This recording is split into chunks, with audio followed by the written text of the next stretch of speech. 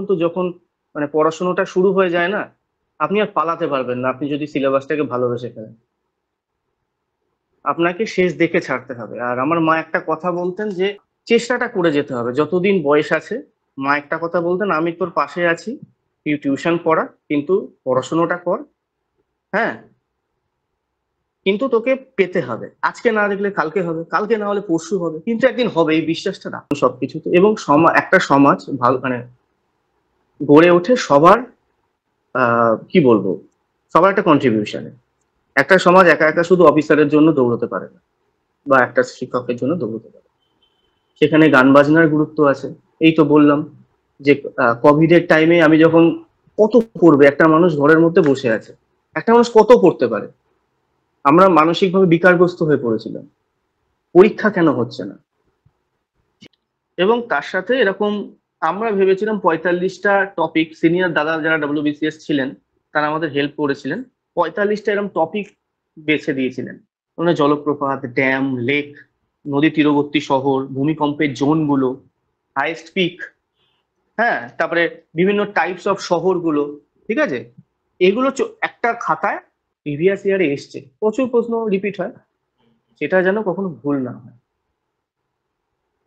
এটা আর SSC CGL করলে বা প্রিভিয়াস ইয়ার করলে অনেকটাই স্ট্রং হয়ে যাবে যে কোনো অ্যাসপাইরেন্সে।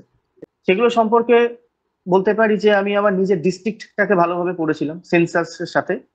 একদিকে সেন্সাস রেখেছিলাম নিজের ডিস্ট্রিক্টে, এবং আমি দুবারের ইন্টারভিউতেও দেখেছি যে ডিস্ট্রিক্টের area, sex ratio, child sex ratio, হ্যাঁ, কটা জেলা আছে, কটা মহকুমা, এই কটা মহকুমা আছে, কটা।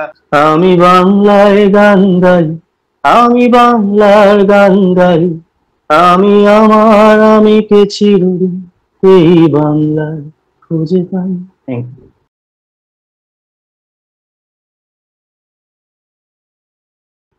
Hello everyone, welcome to our channel BM education. 2022-এর যে সাকসেস স্টোরি আমরা কভার করছি এবং বিভিন্ন স্যারেরা তাদের এক্সপিরিয়েন্স শেয়ার করছে। আজকে আমার সঙ্গে একজন রয়েছে, সে একেবারে আর কি শুধুমাত্র ডাব্লিউবিসিএস অফিসারই নয়, তার সঙ্গে তার আরো কিছু আর কি গুণ রয়েছে। আমরা আজকে আমাদের মধ্যে পেয়েছি মিস্টার ইমন ভট্টাচার্য স্যারকে, যিনি রিসেন্টলি প্রকাশিত ডাব্লিউবিসিএস 2022-এর যে রেজাল্ট, সেখানে তিনি আর কি সফল হয়েছেন। আমি স্যারকে রিকোয়েস্ট করব, স্যার প্রথমেই আপনাকে আমাদের বিএম এডুকেশন চ্যানেলে অনেক ওয়েলকাম আপনার এই সাফল্যের জন্য। আজকে আমরা আপনার সম্পর্কে ধন্যবাদ। পাশাপাশি বিশেষ করে আর কি স্ট্র্যাটেজি এই ডাব্লিউবিসিএস এ সেই বিষয়ে জানি। তো প্রথমত আপনার একটু নিজের সম্পর্কে আমরা জেনে নেব। আমি ইমন ভট্টাচার্য, আমি বসিরহাটে থাকি এবং কর্মসূত্রে এখন কলকাতায় আছি। আমি 2019 সালের ক্লার্কশিপ যে পরীক্ষা হয়েছিল সেখানে সিলেক্ট হয়েছিলাম, এবং এখন হেলথ অ্যান্ড ফ্যামিলি ওয়েলফেয়ার ডিপার্টমেন্টে চাকরি করছি, এবং পোস্টিং হচ্ছে আমার নীলরতন সরকার মেডিকেল কলেজ। এবং ছোটবেলা থেকেই একটা ইচ্ছা ছিল যে ডব্লিউবিসিএস অফিসার হতে হবে, কারণ যেখানে আমার বাড়ি তার সামনে অনেক অফিস, বসিরহাট ব্লক 1 যেটা, এবং তার পাশে এসডিও অফিস বসিরহাটে। তাই ছোটবেলা থেকে একটা অফিসের পরিমণ্ডলে বড় হয়ে ওঠা, আশেপাশে অফিস, সেখানে গাড়ি দেখা, বিভিন্ন ইলেকশন রিলেটেড বিভিন্ন কাজকর্ম, এগুলো একটা ইনফ্লুয়েন্স করেছিল। তাই গ্র্যাজুয়েশন পড়তে পড়তেই আমি একটু ভাবনা চিন্তা করেছিলাম, আমরা কয়েকজন বন্ধু মিলে, যে এই পরীক্ষাটায় বসবো বা এই ধরনের পরীক্ষায় বসবো। পিএসসি যেসব যেগুলো রেগুলেট করে সেগুলোই বসবো, এবং সেইভাবেই আমাদের চিন্তা ভাবনা এবং তার পিছনে এবং সমস্ত সংগ্রাম শুরু। 2016 সালে প্রথম বসি পরীক্ষায়, এবং পরীক্ষার হলে গিয়ে যখন দেখলাম প্রিলিমিনারি সব, মানে প্রিপারেশনটা খুবই নিম্নমানের বলতে পারি, কারণ সেই রকম আমাদের স্ট্র্যাটেজি ছিল না, বা আমরা সেভাবে কোনো গাইডেন্স পাইনি। এবং ওই 200-র মধ্যে পড়েছিলাম 76, এখনো মনে আছে, এইটা আমি স্কোর করেছিলাম, এবং হয়নি, যথারীতি হওয়ার কথাও না। তারপর 2017 সালে আবার বন্ধুরা মিলে ভালোই বেশ প্রিপারেশন নিলাম, ভালো বই টই কিনলাম, প্রিপারেশন শুরু করলাম, ফলাফল সেই 105-7-এর বেশি আর এগোতে পারলাম না, মানে স্কোর করতে পারলাম। এবার আমি তখন মাস্টার্স করছি, মাস্টার্সটাও শেষ হলো, আর একসাথে একটা চালিয়ে যাওয়া খুব মানে কঠিন বিষয় ছিল সেই সময়। যথারীতি 2018 পরীক্ষাটায় বসলাম এবং যথারীতি প্রিলিমিনারি ক্লিয়ার হলো, কিন্তু মেন্স ক্লিয়ার হলো না। 19 সালেও সেই একই, প্রিলিমিনারি ক্লিয়ার হলো কিন্তু মেন্সটা হলো না, মানে পিডিএফ এর নাম পেলাম না, মানে যেটা ইন্টারভিউয়ের জন্য। এবং 2020 সালে আবার প্রিলিমিনারিতে বসলাম এবং মানে প্রিলিমিনারিটাই ফেল করলাম, 124 সামথিং এরকম নাম্বার পেয়েছিলাম, 67 বা 33 যে কোনো একটা।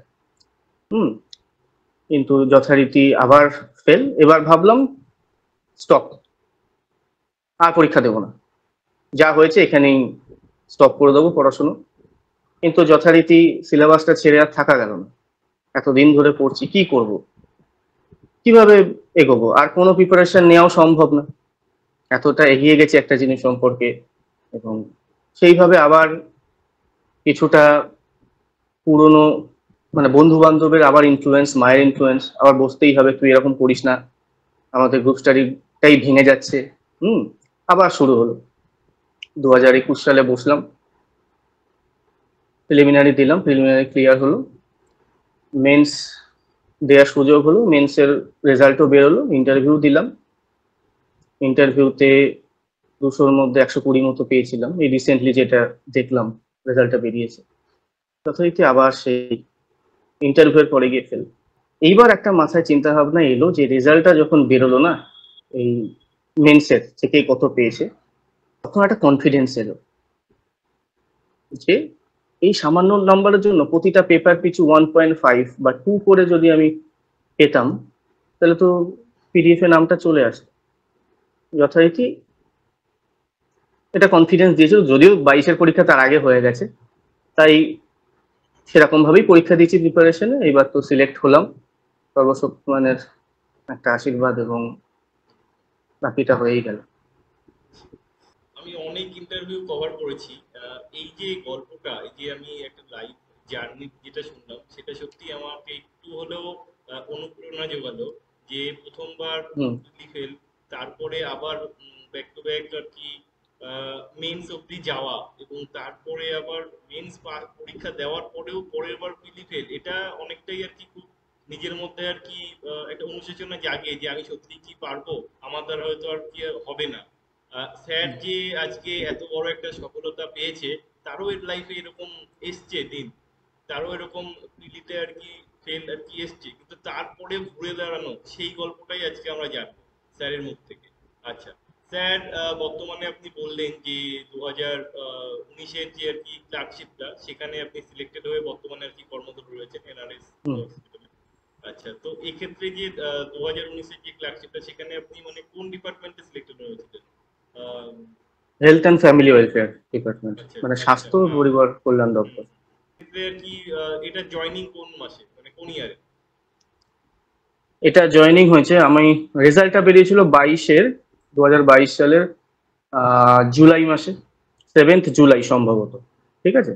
এবং জয়েনিং হয়েছিল আমার 24শে জানুয়ারি 2023, প্রায় 6 মাস বাদে। ক্লার্কশিপটাই একদম প্রথম আর কি চাকরি? হ্যাঁ, ক্লার্কশিপ প্রথম চাকরি। আচ্ছা, একটু জিজ্ঞেস করবো যে পড়াশোনার পাশাপাশি অবসর টাইমে আর কি মানে কি করতে ভালো লাগতো? অবসর টাইমে এই যে এত বড় ফেলিওরের যে একটা গল্প শোনালাম, এই ফেলিওরটার দেখার পরেও পরের দিন আবার কিন্তু সেই বইগুলো নিয়ে বসার জন্য যে বলবো যেটা অনুপ্রেরণাটা এনেছে, সেইটা বলতে পারি গান বাজনা। হ্যাঁ, এইটা এনেছে, ওই কিছু বিষয় আমাকে অনুপ্রাণিত করেছে যে মানে সিভিল সার্ভিস জিনিসটা কি বলুন তো, যখন মানে পড়াশোনাটা শুরু হয়ে যায় না, আপনি আর পালাতে পারবেন না, আপনি যদি সিলেবাসটাকে ভালোবেসে ফেলেন, আপনাকে শেষ দেখে ছাড়তে হবে। আর আমার মা একটা কথা বলতেন যে, এবং আপনাকে চেষ্টাটা করে যেতে হবে যতদিন বয়স আছে। মা একটা কথা বলতেন, আমি তোর পাশে আছি, তুই টিউশন পড়া কিন্তু পড়াশোনাটা কর, হ্যাঁ, কিন্তু তোকে পেতে হবে, আজকে না দেখলে কালকে হবে, কালকে না হলে পরশু হবে, কিন্তু একদিন হবে, এই বিশ্বাসটা রাখ। এই ভরসাটাই। আর একজন অফিসারও আছেন, উম, একজন অফিসারেও আছেন রাজ্য সরকার, মানে উনি আইএএস অফিসার। ওনার নাম হচ্ছে ডক্টর বিবেক ভাসনে। হ্যাঁ, বিবেক দত্তাত্রেয় ভাসনে স্যার। উনি আমাকে বলেছিলেন যে প্রথমবারে তোমার হবে না, তোমার থেকে মানে তুমি যতবার ফেল করবে তত তুমি সাকসেসের কাছে পৌঁছে যাবে। প্রথমবার ফেল করলে তোমার কিছু ভুল বেরোলো, সেটাকে নিয়ে তোমাকে সলভ করতে হবে নিজের ভুলগুলো। দ্বিতীয় পরীক্ষা দিলে আরো কিছু ভুল বেরোলো, সলভ হলো। এই করতে করতে একটা জায়গায় গিয়ে তুমি পৌঁছে যাবে। যে যতবার ফেল করেছে, এটা ম্যাক্সিমাম ক্ষেত্রে দেখা গেছে ওনারও এটাই বক্তব্য ছিল যে ফেল যত তুমি করবে তুমি সাকসেসের কাছাকাছি পৌঁছে যাবে। এই করতে করতেই এগিয়েছে এবং বিশ্বাস রেখেছে। আচ্ছা, আমি এবার প্রশ্নে যাব, WBCS রিলেটেড প্রশ্নে আমি যাব। প্রিলিমস এবং মেন্স স্ট্র্যাটেজি নিয়েও আলোচনা করব। তার আগে আমি একটা প্রশ্ন করতে চাই, যেহেতু আপনি গান বাজনার সাথে আপনি যুক্ত রয়েছেন, আমাদের আর কি এই যে সমাজ, সেখানে একটা ভীতি আর কি কাজ করে যে আমি যদি আর কি পড়াশোনা ভালো আর কি পড়াশোনা করতে চাই, সেক্ষেত্রে আমার আর কি অন্যান্য যে আর কি বিষয়গুলো, গান বাজনা হোক বা খেলা হোক, এগুলোকে বাদ দিতে হবে, এগুলো নিয়ে আমি হুম, একসাথে আর কি এগোতে পারবো না। তো এই বিষয়ে বা এই যে ভীতি সবার মধ্যে, তো তাদেরকে আপনি কি বলতে চান? আপনি একজন আজকে একজন সফল আধিকারিক আর কি হিসাবে নিজেকে আর কি নিজের নাম আর কি দেখলেন, পাশাপাশি আপনি অবসর টাইমে গান বাজনাও আর কি তার সাথেও যুক্ত রয়েছেন। তো হুম। এই বিষয়টা নিয়ে আপনি কিছু বলুন। দেখুন, সমাজ একটা সমাজে যেমন অফিসাররা থাকেন, তেমনি স্কুল টিচাররা থাকেন, প্রফেসররা থাকেন, তেমনি কৃষকও থাকেন। হুম, তেমনি শ্রমিক থাকে, তেমনি সাধারণ খেটে খাওয়া, বিভিন্ন ক্ষেত্রে খেটে খাওয়া মানুষরাও থাকে। তাই প্রত্যেকটা মানুষের যে তাদের কৃষ্টি এবং সৃষ্টি, ঠিক আছে, তাদের মৌলিকতা আছে এবং তাদের জীবনযাপন সবকিছু, এবং একটা সমাজ ভালো মানে গড়ে ওঠে সবার কি বলবো, সবার একটা কন্ট্রিবিউশনে। একটা সমাজ একা একা শুধু অফিসারের জন্য দৌড়তে পারে না, বা একটা শিক্ষকের জন্য দৌড়তে পারে।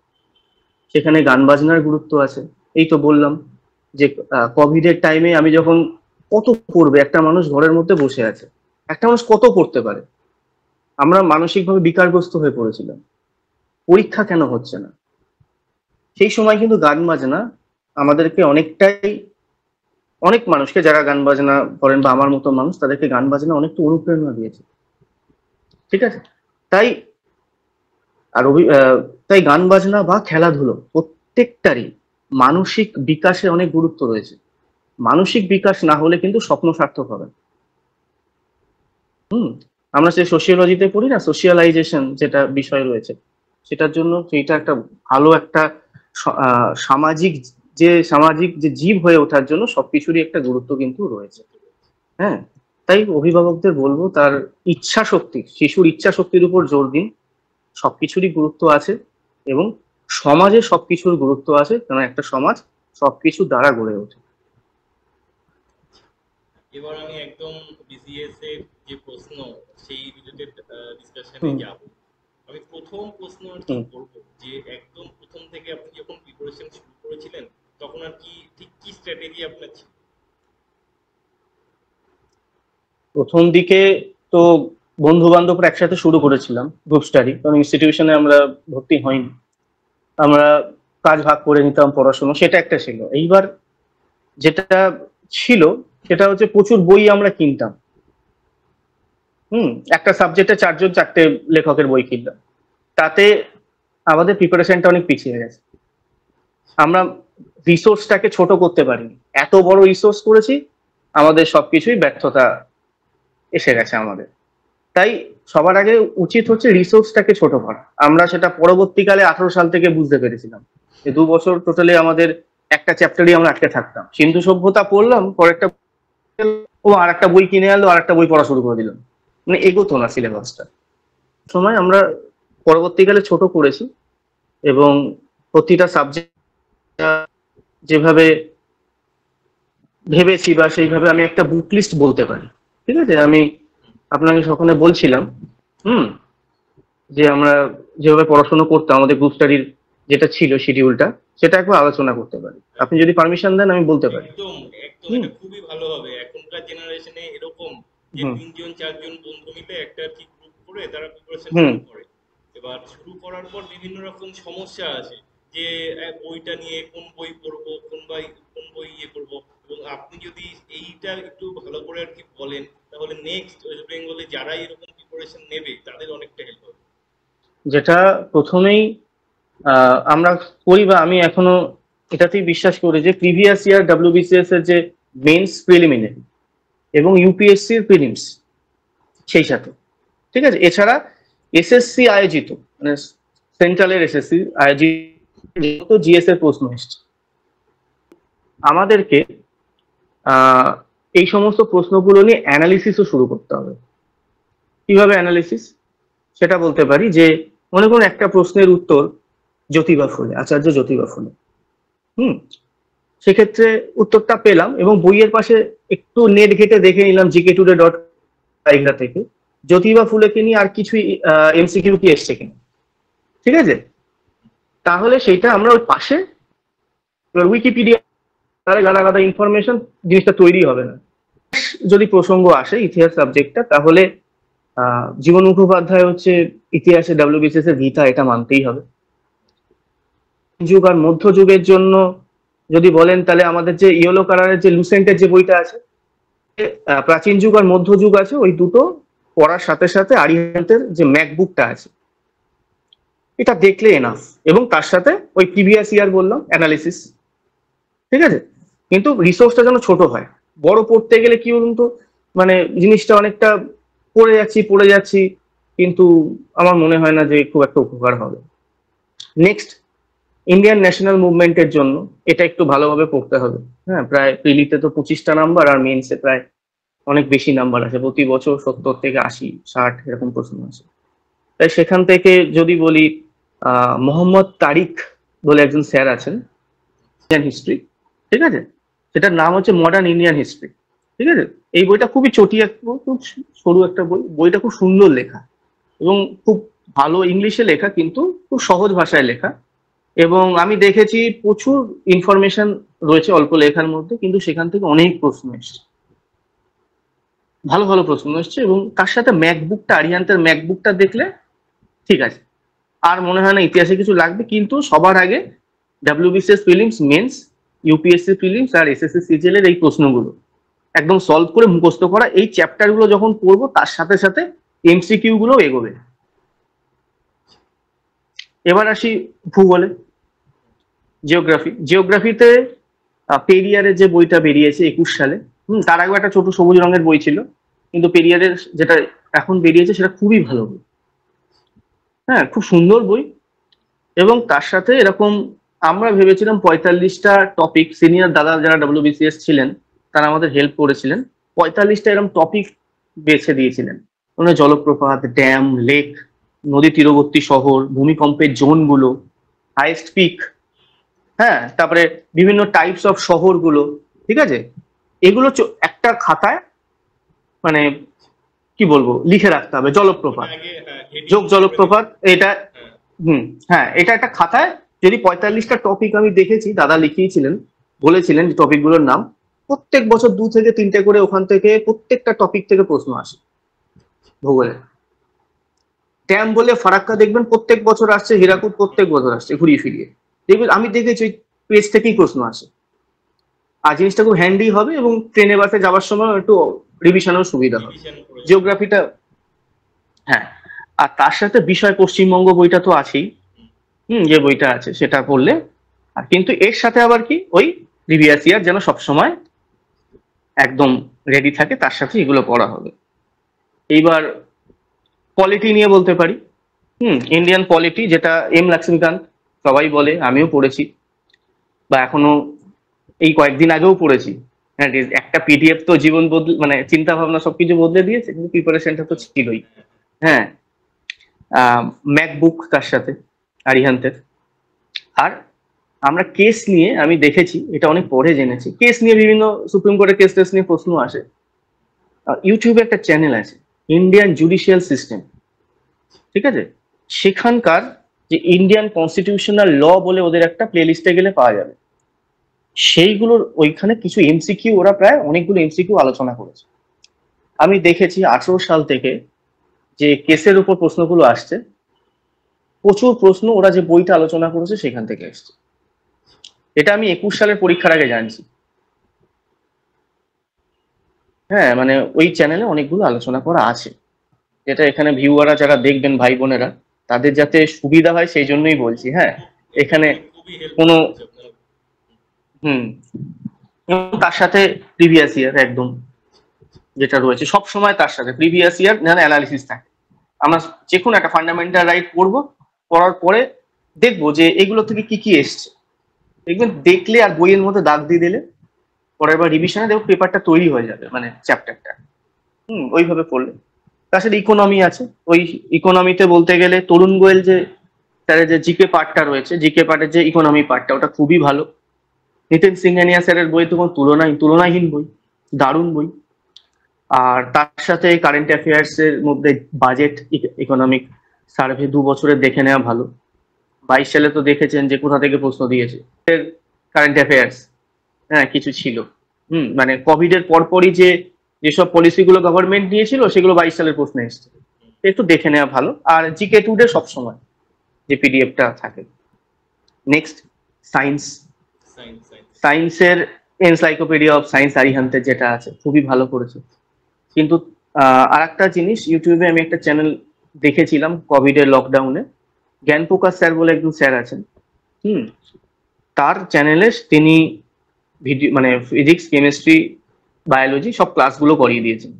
আমি খাতায় লিখে লিখে একদম তার ক্লাস সবকটা করেছিলাম, এবং তার সাথে প্রিলিমস, এসএসসি, সিজিএল এর সব প্রশ্ন সলভ করে মোটামুটি একটা সায়েন্সকে দাঁড় করাতে পেরেছিলাম। সায়েন্সটা খুব সমস্যা হয়, অনেকেরই সমস্যা হয় সায়েন্সটা। আহ, বলতে গেলে যে সায়েন্সের সমস্যাটা কি, পেপারটা একটা সময় দেখেছি 80-র বেশি উঠছেই না, না, এটা কোনো আগে 70-80-র বেশি। কিন্তু 21 সালে আহ, দেখলেই বুঝতে পারবেন না, রেজাল্টটা তো দিয়েছে। আমি 124 বা 22 স্কোর করেছিলাম ওই পেপারটা।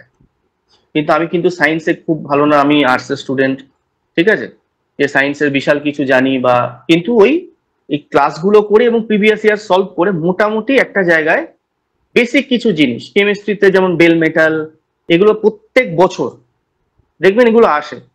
প্রত্যেক বছর যেগুলো আসে সেগুলোকে যেন আমরা একটু অ্যানালিসিস করি নেট দেখে, তাহলে অনেক প্রশ্ন চলে আসবে। এবং যেটা প্রিভিয়াস ইয়ারে এসছে, প্রচুর প্রশ্ন রিপিট হয়, সেটা যেন কখনো ভুল না হয়। এটা আর এসএসসি সিজিএল করলে বা প্রিভিয়াস ইয়ার করলে অনেকটাই স্ট্রং হয়ে যাবে যে কোনো অ্যাসপারেন্সে, এটা মনে হয়। কারেন্ট অ্যাফেয়ার্স এর ক্ষেত্রে gk2day.com এর যে পিডিএফটা ওরা বার করে, তার সাথে ইউটিউব চ্যানেল যে কোনো খাতা করে সুন্দর করে অ্যাপয়েন্টমেন্ট, অ্যাওয়ার্ড, বিভিন্ন সামরিক মহড়া, স্পোর্টস, যে কোনো একটা খাতায় যে কোনো ইনফরমেশন, কোনো বাধ্যবাধকতা নেই, সেখান থেকে লিখে ফেলতে পারে। অঙ্কের ক্ষেত্রে বা জিআই এর ক্ষেত্রে ওই প্রিভিয়াস ইয়ার সবার আগে। তার সাথে examveda.com আছে সবকিছুর জন্যই, এগুলো দেখা যেতেই পারে। আর এস আগরওয়াল স্যারের বই বা সুবীর দাসের বই, এগুলো তো তুলনাহীন, সবাই আমরা করি। আর জিআই এর ক্ষেত্রে ওই আরিহান্তের যে একটা রেড কালার জয় কিষান প্রেম কিষান লেখকের একটা বই আছে। আর এক্সাম হতে এই হচ্ছে একটা বলতে পারি যে বুক লিস্ট। ওভারভিউ। আচ্ছা, মানে ম্যাথের ক্ষেত্রে রিসেন্টলি দেখা যাচ্ছে যে একটু অ্যাডভান্স টাইপের ম্যাথগুলো বেশি আসছে, যেগুলো সিজিএল মেইন বা সিজিএল এর যে কোশ্চেনগুলো একটু আসে ওগুলো আসছে। তো সেক্ষেত্রে ম্যাথসের জন্য আর কি এক্সট্রা কিছু করা যায়? সিজিএল এর যে মেইনের যে প্রিভিয়াস ইয়ার সেগুলো তো দেখতে হবে। আমি মানে এই 22-এর পরীক্ষাটা বা 21-এর পরীক্ষায় ম্যাথ আমরা একটা জায়গা অবধি শিখতে পারি, ঠিক আছে, একটা জায়গা, তারপরে আবার নতুন করে শিখতে হবে। এই যে অ্যাডভান্স লেভেল ম্যাথ আমরা কম্পিটিটিভে যা শিখেছি, আর এস আগরওয়ালের বই দেখে শিখেছি বা সুবীর দাসের বই দেখে শিখেছি, এইবার আমার মনে হয় অ্যাডভান্স লেভেল ম্যাথ থাকবে, কিন্তু আমাদের অনেক বেশি জোর দেওয়া দরকার মক টেস্ট ম্যাথের, ম্যাথ জিআই 3 ঘন্টায়, মানে 2 ঘন্টা 2.5 ঘন্টায় আমি মক টেস্ট দিয়ে 200টা প্রশ্নের মধ্যে কটা করতে পারছি। আমি যত বেশি ছাড়তে পারবো তত বেশি কারেক্ট করতে পারবো, এটা আমার মনে হয়েছে। অ্যাডভান্স লেভেল ম্যাথ আমি শিখবো না কেন, অবশ্যই শিখবো, ইউটিউবে অনেক চ্যানেল আছে, সেখান থেকে আমরা শিখতে পারি, বা প্রিভিয়াস ইয়ার মেন্সের সিজিএল এর প্রশ্ন করতে পারি। কিন্তু টাইমের মধ্যে আমি যদি একটা অ্যাডভান্স লেভেল ম্যাথ নিয়ে বসে যাই, পরে দেখা গেল মুখে মুখে অঙ্ক 20% দাম বেড়েছে, কত কনজাম্পশন কমাতে হবে সেই অঙ্কটাই দেখতে পেলাম না, তাহলে তো ওইটা করতে গিয়ে আমার এইটাই করা হলো না। তাহলে আমাকে টাইমের মধ্যে যে কটা ম্যাথ আমায় দিচ্ছে সেটা আমি 2 ঘন্টা 20 মিনিটে বা 2.5 ঘন্টায় নামাতে পারছি কিনা, এটা ফার্স্ট প্রায়োরিটি। কারণ আমি মোটামুটি অঙ্ক জানি বা শিখছি, পারবো, এই বিশ্বাসটা রাখতে হবে কিছুদিন শেখার পরে। আমার মনে হয় অ্যাডভান্স লেভেল ম্যাথ শেখার থেকেও আগে দরকার টাইমে আমি পুরো পেপার নামাতে পারছি কিনা। অ্যাডভান্স লেভেল তো থাকবেই, ঠিক আছে। হুম। স্যার খুব ভালোভাবে যারা এই ভিডিওটা দেখবে, আশা করা যাচ্ছে যে নেক্সট টাইমে তাদের অনেক কিছুই, অনেক মানে অনেক জায়গা থেকে যেইগুলো দেখতে হবে একটা ভিডিওর মধ্যে সবকিছু স্যার কভার করেছে। একদম ইতিহাস ভূগোল থেকে শুরু করে polity, economy, science, current affairs, math, GI সবকিছু একদম ডিটেলস একদম কভার করেছে। বলবো যে বাংলা ইংলিশ, ঠিক আছে, বাংলা ইংলিশ আর অপশনাল, আপনার অপশনাল কি ছিল? আমার বাংলা সাহিত্য। বাহ! এক্ষেত্রে তো আরো একটু ভালো আর কি জিনিস আর কি জানতে পারবো, কারণ বাংলা আর কি অপশনাল। লাস্ট আমি ভিডিও করেছিলাম মিলনী ম্যাডামের, উনি আর কি বাংলা হুম সাহিত্য থেকেই আর কি হুম। ইয়ে হয়েছে, উনিও আমাদের এখানেই বাড়ি, বসিরহাটে। উনিও আমার খুব একজন অনুপ্রেরণা, যে বাংলা নিয়ে পাশ করা যায়। হুম। মানে ওনাকে দেখেই কিন্তু আমি অপশনাল চেঞ্জ করেছিলাম, আচ্ছা। কারণ বাংলা সাহিত্য স্টুডেন্ট ছিলাম, আগে আমি সোশিওলজি নিয়ে পড়ছিলাম, উনি দেখালেন যে আমাদের কাছে যে বাংলা নিয়েও পাশ করা যায়। তারপরে আমি বাংলা নিয়ে আবার এগিয়ে নিজের সাবজেক্টে ফিরে গেলাম এবং যথারীতি রেজাল্ট এলো। আমি মানে ওনার বাড়িও বসিরহাটের ওখানে, উনি ওখানে হুম গিয়েছিলাম আর হুম কি ওনার ইন্টারভিউ করতে। হুম তো এবার আমি একটু জিজ্ঞাসা করবো যে বাংলা আর ইংলিশ, ঠিক আছে, এই যে হুম। ডেসক্রিপটিভ পার্ট, এর জন্য আপনি কিছু বলুন। বা ইংরাজি, এই দুটো সাবজেক্টের ক্ষেত্রে যে প্রতিবেদন বা চিঠি লিখতে দেয় আমাদের, বা আমাদের ইংলিশে একটা এসে দেয়, ঠিক আছে, মানে দুটোকে খুবই গুরুত্ব দিতে হবে। প্রথম, আমরা এমসিকিউতে যত বেশি নাম্বার পাই, হ্যাঁ, বাংলা ইংলিশ এই দুটোর গুরুত্ব অপরিসীম, এবং লিখতে দেয় কারণ খুব সুন্দর সুন্দর টপিকও লিখতে দেয়।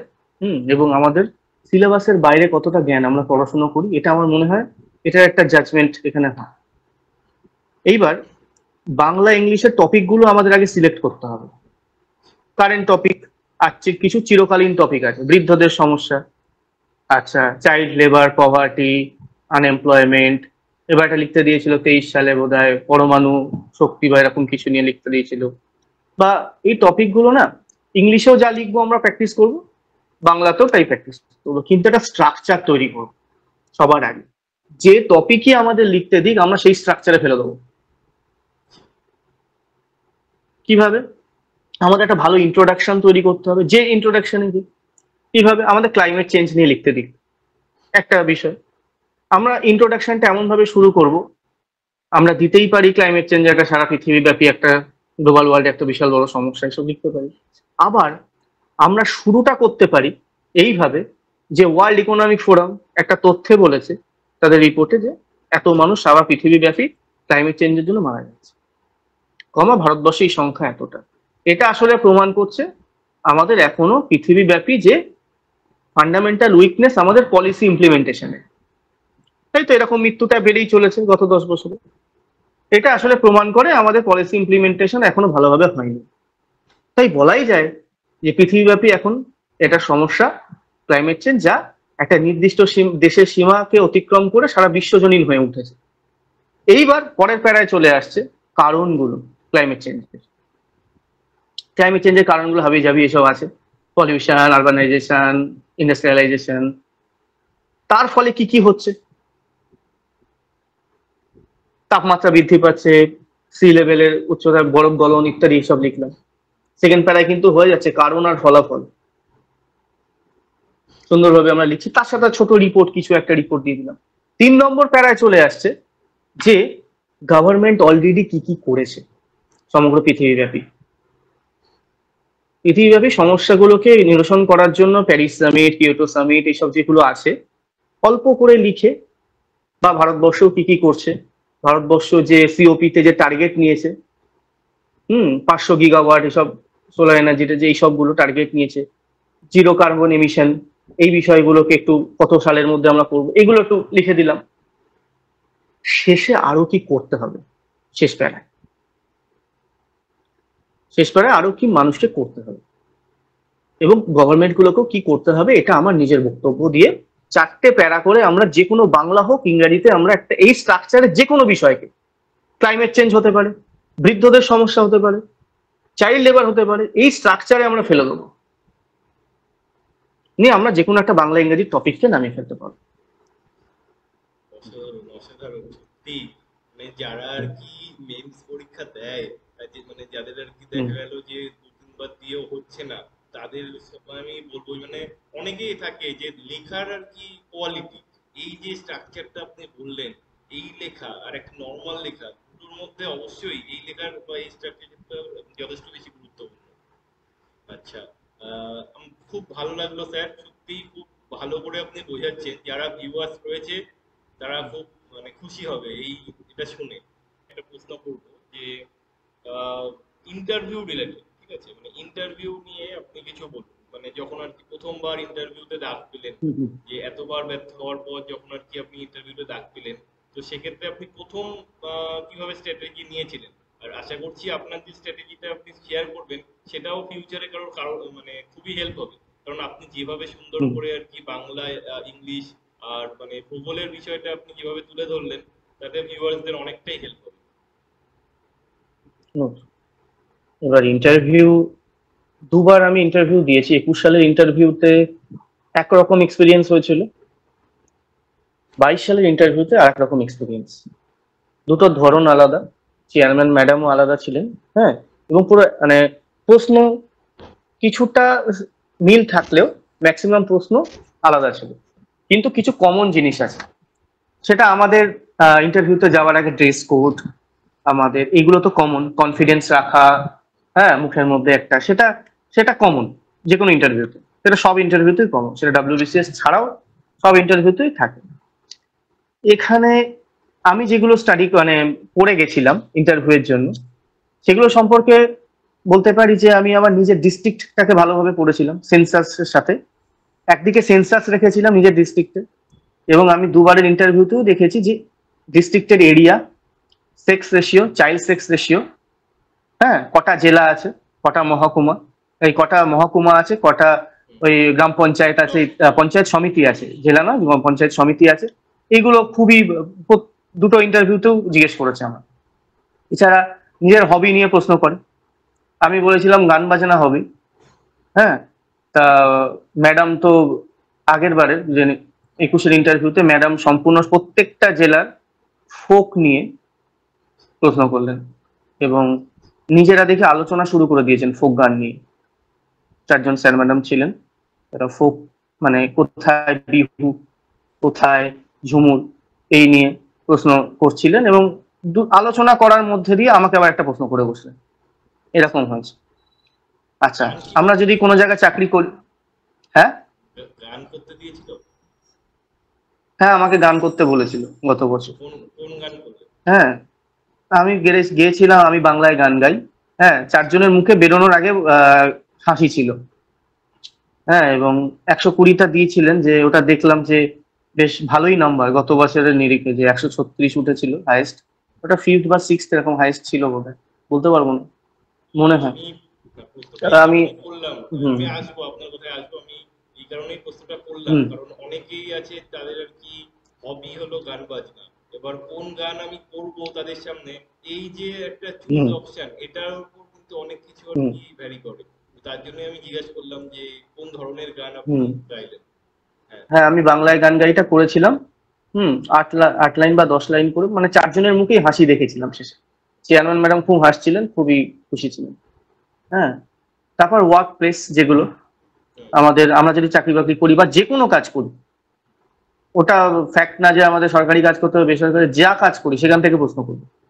এটা আমি শুনেছি অনেকের ক্ষেত্রেই, আমাকেও ডিপার্টমেন্ট থেকে গত বছর করেনি, আমার সার্ভিস থেকে এই বছর প্রচুর সার্ভিস থেকে প্রশ্ন করেছে। অপশনাল থেকে গত বছর অনেক গভীরে প্রশ্ন করেছিল, চর্যাপদ থেকে আরম্ভ করে বৈষ্ণব পদাবলী একদম, মানে চণ্ডীদাসের পদ বলো, গোবিন্দ দাসের পদ বলো, এগুলো বলেছিলাম, জিজ্ঞেস করেছিল, অনেক গভীরে প্রশ্ন করেছিল। এবছর যেমন সাধারণভাবে মানে উপন্যাসিকের নাম, কোনটা উপন্যাস তার লেখকের নাম, এটা বলেই ছেড়ে দিয়েছে। কিছু সামাজিক নাটকের নাম জিজ্ঞাসা করেছে, মধুসূদন দত্তের কিছু নাটকের নাম, ব্যাস। অপশনাল বেশি গভীরে ঢোকেনি। কারেন্ট অ্যাফেয়ার্স থেকে প্রশ্ন আসে, মানে আমাকে ধরেনি, 2 বছরের একটাও ধরেনি, তবে শুনেছি কারেন্ট অ্যাফেয়ার্স থেকে প্রশ্ন ধরে। হুম, আমাকে 2 বছর একটাও ধরেনি। আচ্ছা, কোয়ালিটি থেকে প্রশ্ন করেছে এই বছর অনেক, মানি বিল কি, আচ্ছা অ্যাপ্রোপ্রিয়েশন বিল কি, এগুলো প্রশ্ন করেছে। পিআরআই কি, প্রত্যেকটা তোমাদের গ্রাম পঞ্চায়েত, পঞ্চায়েত সমিতি, জেলা পরিষদ স্ট্রাকচারটা বলো, তাদের সাথে যে পলিটিক্যাল পোস্ট গুলো রিলেটেড আছে সেগুলো বলো, আর কে কোন স্টেপে রয়েছে, হুম, কোন লেয়ারে কে রয়েছেন, মানে অ্যাডমিনিস্ট্রেটিভ হেড, সেটাও বলো। তারপর একটা প্রশ্ন করেছিল, পঞ্চায়েত সমিতি আর জেলা পরিষদের মাঝখানে একটা লেয়ার রয়েছে, সেটা কি বলতে পারবে? বলেছিলাম সাব ডিভিশন হবে স্যার, আরে সাব ডিভিশনই তো হবে, এরকম। ঠিক আছে, আগে সব বলো, এরকম করছিল। হ্যাঁ, তারপরে এই প্রশ্ন করেছিল যে পলিটি থেকে বেশ কয়েকটা, এছাড়া গভর্নমেন্ট স্কিম থেকে প্রশ্ন করেছিল। হুম, আমাকে জিজ্ঞেস করেছিল যে সিভিল সার্ভিস কেন, যেই বলা শুরু করেছি ম্যাডাম উল্টে বলছে সিভিল সার্ভেন্টের কাজ কি বলতো। আমি বলছিলাম গুড গভর্নেন্স এনশিওর করা, মানে গুড গভর্নেন্স হয়, এই ধরনের প্রশ্ন করতে থাকলো। এবার আমি বলছিলাম কমিউনিকেশন গ্যাপ এগুলো থাকতেই পারে, তার জন্য আমরা 100 জনের মধ্যে 2 জনের কাছে হয়তো পৌঁছতে পারছি না। বলছে এইটাকে তুমি, এই যে দুজন কমিউনিকেশন গ্যাপটাকে আমরা সলভ করার জন্য একটা পলিসি গভর্নমেন্ট নিয়েছে, একটা প্রজেক্ট, বলো তো কি? যে দুয়ারে সরকার প্রকল্প, তা 4 জন দেখলাম খুব খুশি হলো। হুম, সবাই একসাথে, ঠিক ঠিক ঠিক। তো এই ধরনের গভর্নমেন্ট স্কিম থেকে অনেককে কন্যাশ্রীও করেছে, জিজ্ঞেস করেছে, শুনেছি। এছাড়া বাজেট, সেন্সাস এগুলো রেডি করে গেছিলাম, ওয়েস্ট বেঙ্গল বাজেট, বেঙ্গলের আর্কিটেকচার, ফোক মিউজিক, হস্তশিল্প এগুলো রেডি করে গেছিলাম। হুম, এছাড়া রোল অফ সিভিল সার্ভেন্ট, ভালো দিক খারাপ দিক, এইভাবে এই এই কয়েকটা জিনিসই আমি দেখে গেছিলাম। হুম, তাতেই মোটামুটি 20 মিনিট থেকে 25 মিনিটের ইন্টারভিউ হয়েছিল, আর আগের বার হয়েছিল প্রায় 35 থেকে 40 মিনিট, 21 সালে। হুম, আমরা একদম ভিডিও শেষে চলে এসেছি। মোটামুটি ওভারঅল আপনি যেভাবে আর কি বললেন, খুবই আর কি হেল্প হলো আমাদের যারা আর কি ভিউয়ার্স রয়েছে এবং ফিউচারে যারা আর কি পরীক্ষা দেবে, খুবই আর কি হেল্পফুল আর কি হলো। তো আর কোনো আমার মানে প্রশ্ন নেই, শুধু লাস্ট একটা রিকোয়েস্ট, মানে আমি এটা যদি না বলি বা না করি হয়তো যারা দেখছে তাদের মধ্যে একটা অসম্পূর্ণতা আর কি রয়ে যাবে। তো এই রিকোয়েস্টটা হলো যে মানে 2 লাইন হোক বা 4 লাইন হোক, মানে যে কোনো একটা গান একটু বলতে হবে। গান, গানের গলার অবস্থা খুব খারাপ। না, আপনি যেটুকুনি আর কি পারেন, মানে যেটা রিকোয়েস্ট আর কি সবার পক্ষ থেকে, তাহলে আচ্ছা, একটা তাহলে 4 লাইনই অসম্পূর্ণতা শোনাই। থেকে যাবে। হ্যাঁ, একদম একদম। হুম, হুম, আমি বাংলায় গান গাই, আমি বাংলার গান গাই, আমি আমার আমিকে চিরদিন এই বাংলায় খুঁজে পাই। Thank you. Thank you sir, খুব ভালো হুম, লাগলো, হুম, খুবই ভালো লাগলো আপনি যেভাবে আর কি পুরোটা আর কি ডিটেলস ডিসকাশন করলেন, সেটাতে একদম হুম। সম্পূর্ণ একদম পুরো আর কি সিলেবাস থেকে শুরু করে সবকিছু আর কি কভার হলো। তো আমাদের চ্যানেলে সময় দেওয়ার জন্য আপনাকে অনেক ধন্যবাদ এবং আপনার ভবিষ্যৎ তো জীবনের আমাকেও জন্য। আমাকেও সুযোগ দেওয়ার জন্য ধন্যবাদ, কারণ আমি একটা বৃহৎ পরিসরের মানুষের সাথে সংযোগ স্থাপন করতে পারলাম। এটার মাধ্যমে হয়তো পৌঁছে যেতে পারবো। এবং আমরা, আজকে আমি হয়তো পাশ করেছি, আগামী এর কয়েকদিন আগেও 5 তারিখের বিকেল 4টের আগেও তো আমি সিভিল সার্ভিস পাশ করিনি না। হ্যাঁ, তাই এবার একটা কিছু সামাজিক দায়বদ্ধতা থেকেই যায়, মানে ভাই বোনদের সাহায্য করা। হ্যাঁ, সেই সামাজিক দায়বদ্ধতা থেকে যখনই আমাকে এটা বলবেন যে দাদা একটু হেল্প করতে হবে, একটু টপিক লিখে দিন বা যে কোনো কিছু, আমি আপনার মাধ্যমে আমি পৌঁছে দেবো। একদম, আমি মানে আমার ওল্ড হুম, এক্সপিরিয়েন্সে বলছি যে কালকে মানে আজকে রাতে আমি ভিডিওটা আপলোড করবো, কালকে সকাল থেকে কমেন্টে আর কি এই প্রশ্নটাই আসবে শুধু যে স্যারের সাথে কিভাবে কন্ট্যাক্ট করব বা স্যারের সাথে কিভাবে আর কি কথা বলতে পারবো। কারণ এর আগে আমি ইউটিউব ইতিহাসে এত ডিটেলসে কারোর কাছ থেকে আমি পাইনি। মানে এত মানে সবকিছু একদম পরিষ্কার পরিচ্ছন্ন ভাবে আপনি উপস্থাপন করলেন, এই বিষয়টা আমি পাইনি। তো আমি এটাই বলবো স্যার, আপনি খুব ভালো হুম থাকুন এবং ভবিষ্যৎ জীবনের জন্য হুম। অনেক শুভকামনা আমাদের চ্যানেলের পক্ষ থ্যাংক থেকে। You, thank you, thank you.